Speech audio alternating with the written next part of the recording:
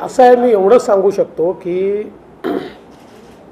काँग्रेसमधले अनेक चांगले नेते हे भारतीय जनता पक्षाच्या संपर्कात आहेत।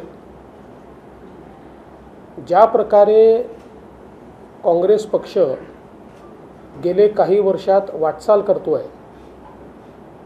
त्यातनं कुठेतरी जनतेचे जे नेते आहेत, ज्यांचा जनतेशी कनेक्ट आहे, अशा लोकांची गुदमर त्या ठिकाणी होते।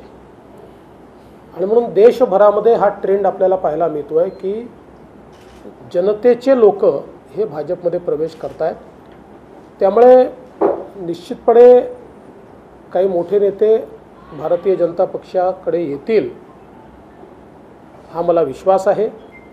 आज मी तुम्हाला एवढंच सांगू शकतो, आगे आगे देखिए होता है क्या।